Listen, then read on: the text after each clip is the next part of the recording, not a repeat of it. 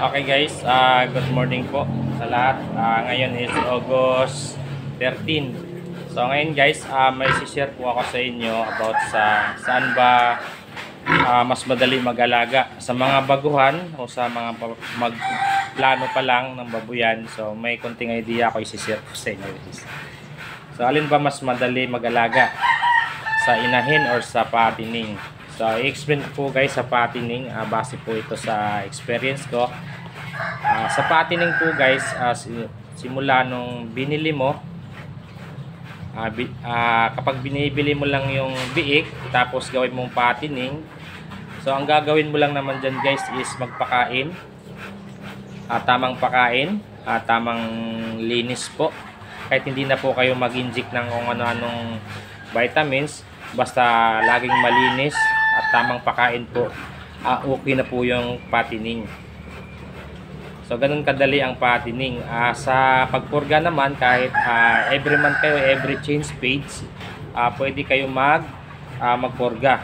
So yun po sa patining. So simula nung binili nyo yung biik, magbilang kayo ng 3.5 to 4 months po yung disposal. So 3 months and a half to 4 months, so kumikita na po kayo.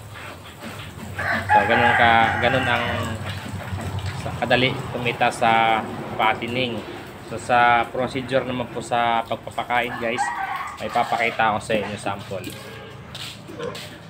Maraming humihingi ng feeding guide sa patining.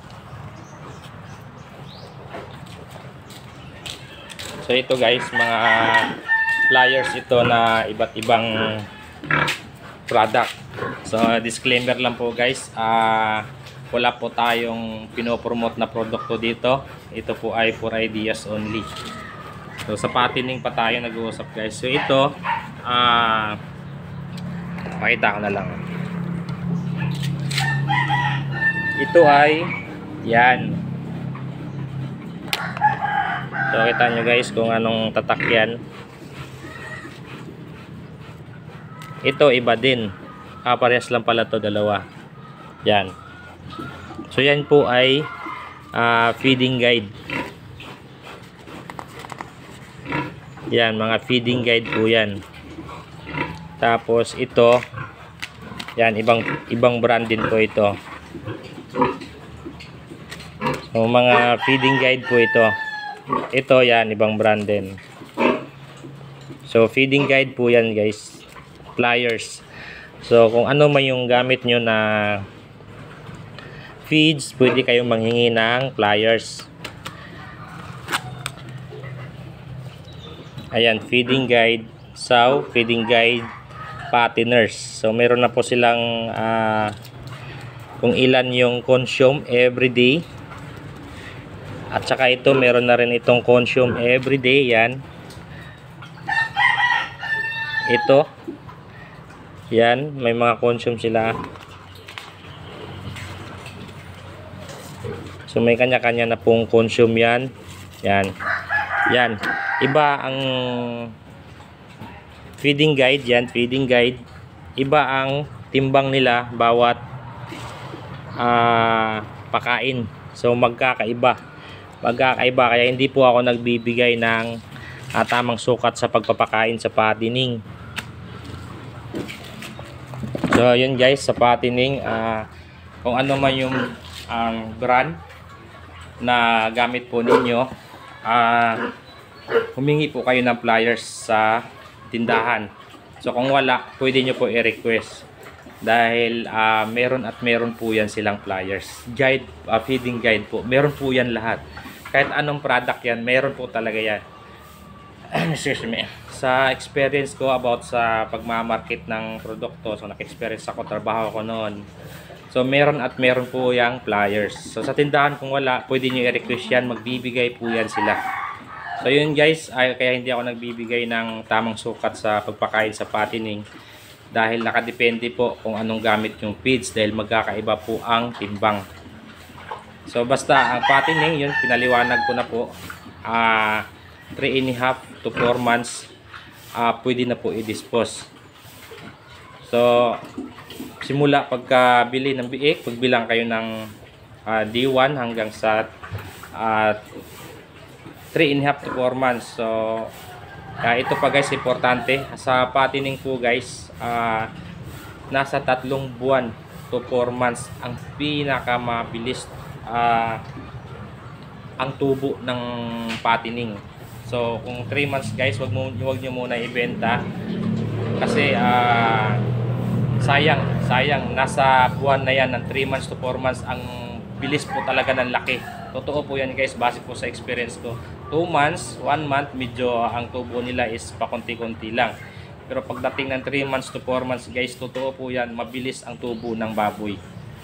Totoo po yan. Kahit anong feeds nyo, okay lang yan. Basta tamang linis, tamang alaga.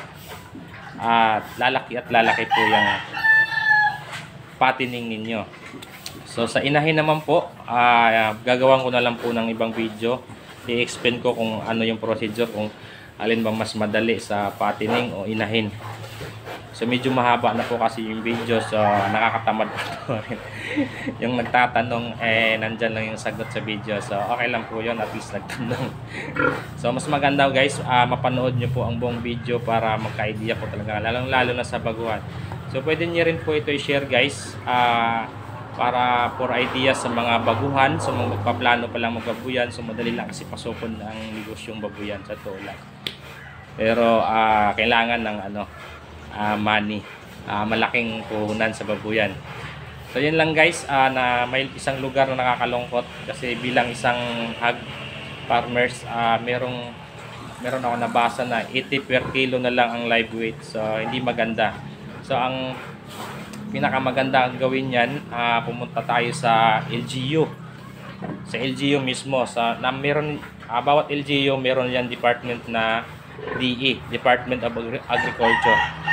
Dapat sila po ang unang kikilos about sa nangyayari sa hog farmers sa lugar po ninyo. Tulad po sa lugar ko dito sa Inupacan, Leyte, maganda yung pamamalakad ng LGU tsaka yung Department of Agriculture dahil binibigyan po talaga nila ng pansin yung mga small farmers katulad ko sa mga hog, hindi lang sa hog, lahat na basta farmers, binibigyan po nila ng importansya. So dapat talaga kung meron kayong complain about sa ganyan, pumunta po kayo sa lungsod ninyo, hanapin nyo po yung office ng Department of Agriculture, sabihin nyo po yung inahin, ninyo, ano ba tawag dito, Tagalog, kung ano yung complaint nyo, sabihin nyo. So kung mas maganda, mas doon kayo sa LGU, sa lungsod, sa mayor, sa vice mayor, lumapit po kayo kung ano yung nangyayari sa area ninyo about sa hog. So masyadong mababa na po yung 80. Kahit 100 nga, mababa na yun. So wala na pong kikitain. Wala na po tayong kikitain. So maraming humihinto. So hindi na po yun tama kung ganun ang kilo dahil mahal po ang bilihin. So yun lang guys. Pwede nyo po ito i-share para po for ideas. So sa inahin, gawan ko na lang po ng ibang video. I-explain ko kung ano po yung procedure, kung alin ba mas madali, patining o inahin na lagaan. So yun lang guys, maraming salamat. Happy farming everyone, and God bless.